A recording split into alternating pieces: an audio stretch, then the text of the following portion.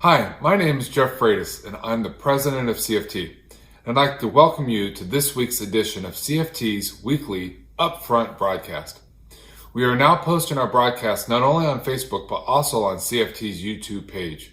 You may be watching on either one. Today, I'm going to be talking about CFT's press release that we had this week about the recent COVID surges and the ongoing transition of our executive branch at the national level. First, COVID-19. With COVID cases surging in California and the entire country. In fact, in the US, we are unfortunately setting record-breaking numbers with no leadership from our national government to stop the tide. Because of the surge in California, specifically, the state's metrics puts most of our counties, which account for 94% of our residents, in the most restrictive tier. This is labeled the purple tier. Therefore, we, the CFT, have called on school districts throughout the state to remain in or move to distance learning throughout the end of the calendar year. We must stop the increasing spread and work towards eliminating the case numbers before we can safely be back in person. Our focus has been and will remain on ensuring that all students, school employees, and community members are safe. And with cases on a dramatic rise, leading into times of family gatherings, one of the leading causes of the spread, and fewer and fewer people taking precautionary steps outside their homes, we must take this decisive action now, rather than waiting for the last moment. It prioritizes the safety of our students and our families. And make no doubt, we believe, and so does every educator, that in-person education is the best education, but it must be safe. And this surge in the pandemic is not safe for anyone. During Governor Newsom's COVID press conference earlier this week, California Health and Human Services Secretary Dr. Mark Ghaly put it exactly right.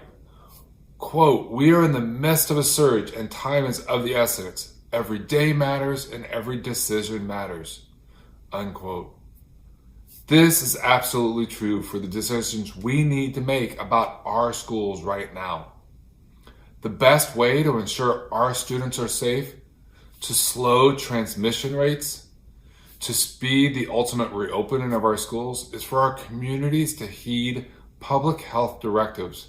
Wear a mask, wash your hands, keep physically distance from others, and avoid all unnecessary social gatherings. In fact, safely reopening our schools really is based on the actions of our communities. Simply put, if we can't slow the spread, if we can't reduce the spread, then it is too dangerous to open our schools. Along with AFT, back in June, the CFT, we put out a statement about our pillars for reopening schools and communities. And the first was to reduce the spread. And then 2 was having testing, tracing, and isolation. 3, providing adequate and sufficient PPE and safety precautions. 4, including stakeholders. And 5, providing the funding. Just to remind you, number 1 was to reduce the spread. And right now, number 1 is not even being met. And to account for the other factors, our federal government has failed to provide any of this. The state is trying to provide testing, but that is not there yet. We're still working on that.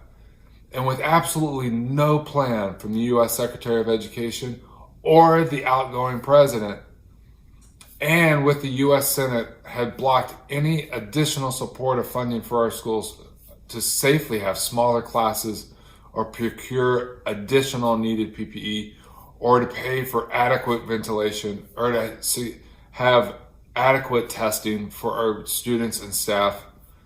All of that has been missing from our federal government. So we want to reopen schools safely, but we can't do, we want to reopen schools safely before we have a mass distribution of vaccine.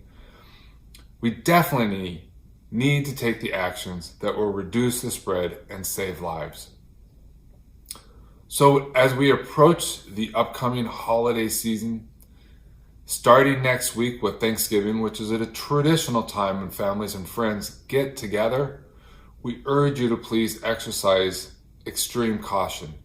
If you can, limit your social gatherings to outside, at a distance, with masks on. Or better yet, maybe put off that get-together, that gathering, for a later date when it is safe to do so. The coming weeks are going to be the most difficult so far in our fight against COVID. We're already passing any numbers in cases and in fatalities. So we've all got to do our part the best we can to keep safe. Now let me talk about the national presidency. As we all know, Joe Biden and Kamala Harris have secured enough electoral college votes, and by the way, also won the popular vote, to secure the White House. And we have been celebrating that. But just as he has failed the country on COVID, Donald Trump is now also trying to destroy our almost 250 years of democracy. And he's being helped by many in the upper echelons of the Republican Party. This is dangerous and corrosive to our country and absolutely un-American. Actually, it is what dictators do to control their governments. It's pretty simple. We live in a democracy where the voters get to decide the president, not the other way around. Reports, investigations, courts have all said there is no widespread fraud. There is no miscounting that would overturn any results. There are only acts by the Republican Party to abrogate the will of the voters. Like in Michigan, where they are attempting to defranchise the voters in Detroit, a predominantly black community. And also in Michigan, where they are trying to appoint their own electoral college delegates through the legislature opposite the will of the voters. That is un-American. That is an attempt at a coup. The AFT and CFT have made a call to defend democracy, and we will not stand idly by and let it occur. So far, our electoral system has rejected every attempt to seal the election through these un-American actions. But we watch diligently, and we have organized where needed. In fact, we are helping with the transition to the new administration, even though the current administration blocks every step that has been taken between other changes in the presidency. So we will remain vigilant, and we will continue to be at the ready to defend our democracy. With that, I want to thank you for joining me once again for this week's Upfront broadcast. Please be safe.